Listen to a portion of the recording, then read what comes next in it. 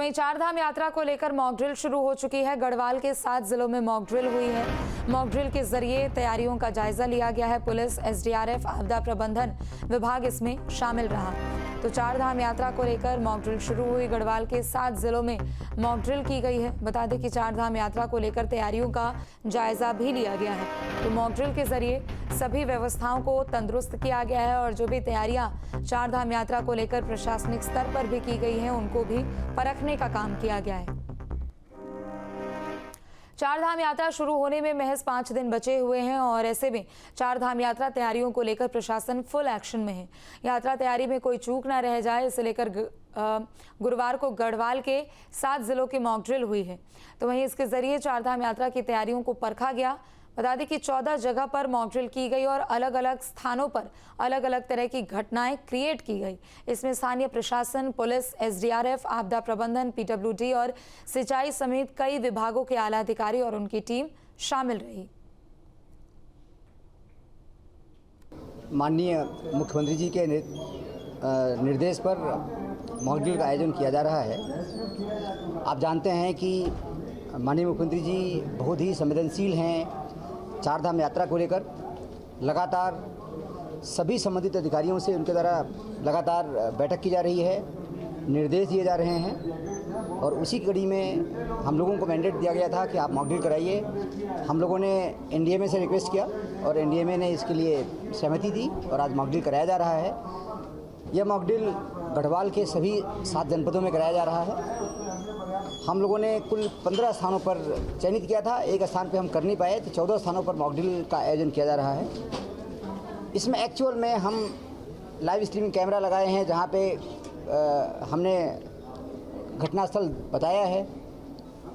अलग अलग प्रकार के घटनास्थल क्रिएट किए गए हैं। जैसे कहीं भूकंप की बात हम कर रहे हैं कि भूकंप आया है, कहीं हम दिखा रहे हैं कि नदी में डूबने से कुछ लोग घायल हो गए हैं, कुछ लोग डूब गए हैं, कुछ लोगों को रेस्क्यू करने का काम किया है।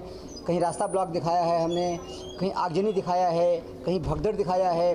तो अलग अलग तरह के क्या क्या घटनाएं संभावित होती हैं किन स्थानों पर, उसको देखते हुए हम लोगों ने वहाँ पे माहौल क्रिएट किया है और उसके बाद फिर देखा है कि रेस्क्यू का किस तरह से होता है। और हम यहाँ से बाकायदे देख पा रहे हैं कि कैसे रिस्पॉन्स करते हैं जनपद हमारे और कहाँ पे उनकी कमियां रह जाती हैं। तो जो कमियां हैं उनको बताया जा रहा है ताकि एक्चुअल में अगर कभी कोई घटना घटती है तो हम अपना रिस्पांस और बेहतर कर सकें। आज भी माननीय मुख्यमंत्री जी ने इस मॉक ड्रिल को कराने के लिए पहल करी। इस मॉक ड्रिल का उद्देश्य ये है कि कोई भी घटना, चारधाम यात्रा होने वाली है, पिछली संख्या से ज़्यादा उसमें यात्री आने वाले हैं, श्रद्धालु आने वाले हैं। उन परिस्थितियों को देखते हुए विभिन्न प्रकार की व्यवस्थाएं, जैसे हेलीकॉप्टर है, हेलीकॉप्टर आ रहा है, अचानक एक्सीडेंट होता है, हेलीकॉप्टर से चलने से पहले हवा किस प्रकार की है, तूफान तो नहीं है, नीचे उतरा तो घटना हो गई, उतरने के बाद उसको हम क्या सहायता दे सकते हैं, सब व्यवस्थाएं चुस्त है।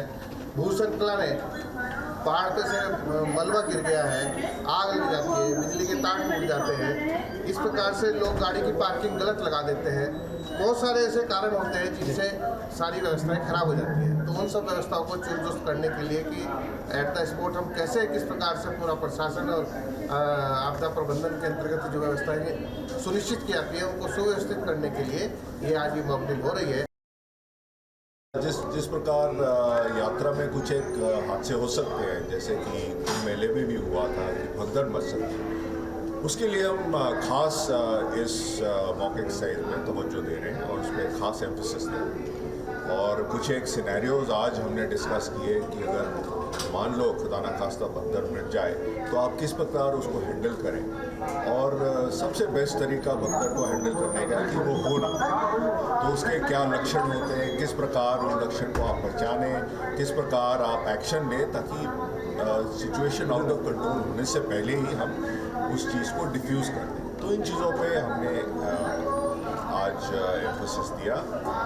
इसके अलावा लैंडस्लाइड्स, बड़े ट्रैफिक जैम और एवलांच आ गया, जैसे पिछले साल केदारनाथ जी के में हुआ था और यात्रा कुछ दिन तक स्थगित रखनी पड़ी। उसमें माउंटेन रेस्क्यू टीम्स वगैरह जिसमें फौज है, आईटीबीपी है, इनका इस्तेमाल, तो ये सब तालमेल है, इसके ऊपर हमने छोड़ दिया। अमरनाथ की यात्रा से पहले पहलगांव में आतंकी हमले को देखते हुए उत्तराखंड में शुरू होने वाली चारधाम यात्रा के लिए सुरक्षा व्यवस्था की तैयारियां तेज हो गई है और ख़ास तौर पर इस हमले के बाद उत्तराखंड सरकार ने चौकसी बरतने के निर्देश दिए हैं और पुलिस हेडक्वार्टर का ये कहना है कि कुमाऊं की तरफ से भी विशेष जितने भी पुलिस बल वहाँ जहाँ अतिरिक्त लगा है उसको भी चारधाम यात्रा में यहाँ पर लगाया जाएगा। और इसके अलावा एडीजी लॉ एंड ऑर्डर का कहना है कि हमने भारत सरकार से कुछ केंद्रीय रिजर्व बलों की भी मांग की है ताकि चारधाम यात्रा सुरक्षित और सुगम हो सके। चूँकि पहलगाम के हमले ने पूरे देश को हिलाकर रख दिया है और वहाँ भी अमरनाथ यात्रा शुरू होनी थी, अब चारधाम यात्रा कुछ ही दिन में यहाँ पर शुरू होने वाली है, उसके लिए सुरक्षा के बंदोबस्त करना अनिवार्य हो जाता है। अपने सहयोगी कैमरामैन सोनी कुमार के साथ न्यूज स्टेट के लिए देहरादून से अजीत सिंह राठी।